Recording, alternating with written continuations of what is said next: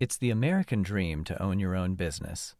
And in this next story, we hear from a young couple doing their best to live that dream, while navigating a complicated healthcare system for themselves and their 2 children.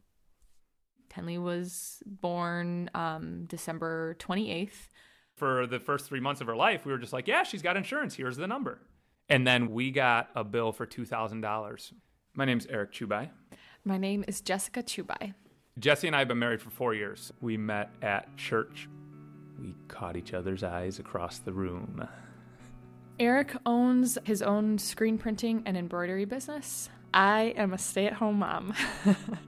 The business is at a place where right now I'm not getting rich, but I pay all the bills and we can put a tiny bit of money aside. Being self-employed and that being your one source of income, you have jobs lined up for 2 weeks and you don't know if a month from now there will be jobs or not, but that's kind of just how we live our life.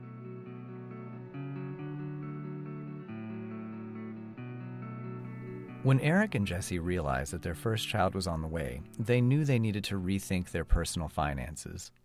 As a small business owner, Eric was insured through his local Chamber of Commerce and was paying $3,500 a year for himself.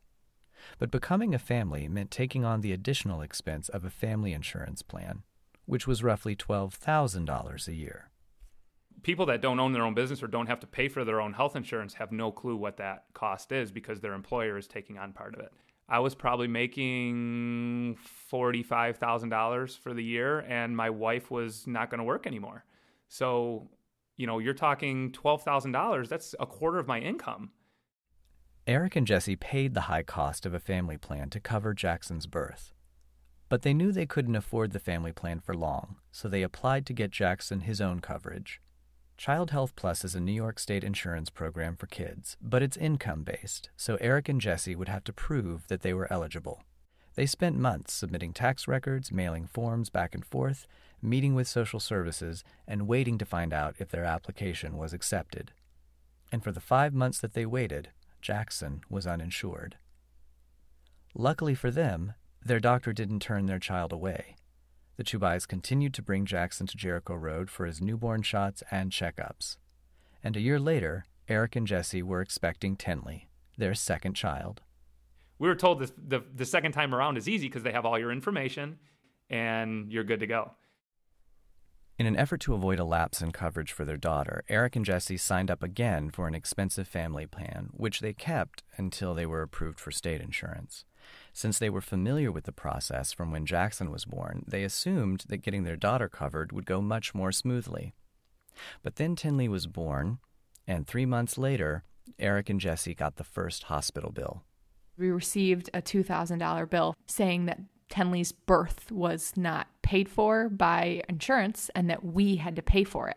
This is the first thing I had heard that she didn't have any coverage because nobody had said nothing had been paid for yet. This is where it gets complicated.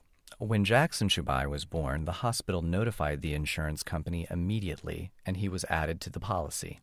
But when Tenley Czubaj was born, that notification didn't happen, and the insurance company denied coverage because they didn't know who Tenley Czubaj was, even though the bill was for a birth. So for the first 3 months of her life, Tenley was uninsured, and her parents had no idea until they got the hospital bill. Eric and Jesse spent 6 months going back and forth with the hospital and the insurance company to try and figure out who was financially responsible for Tenley's birth. One of the biggest stresses and frustrations with the whole process was we were both college educated and we were having a super hard time beating our heads against a wall with the system. Talking to 5 or 6 different people whose jobs are to direct you to the next person. I couldn't even tell them, give us our money back for the family plan because you never covered us for a family plan.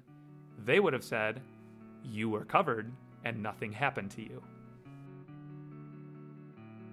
After 10 months, the family plan finally covered the bill. Now the Czubajs are back to their individual health plans. Eric still has his own independent insurance, Jesse has hers, and the kids have theirs. if our business expands and we're able to pay more for insurance, and be on a family plan so that there aren't things all over the place in terms of Eric having coverage and me and our children having separate coverage, then we'll do that. But for right now, it's just not a possibility. I would love to create my business where I could hire people and help take care of other people's families.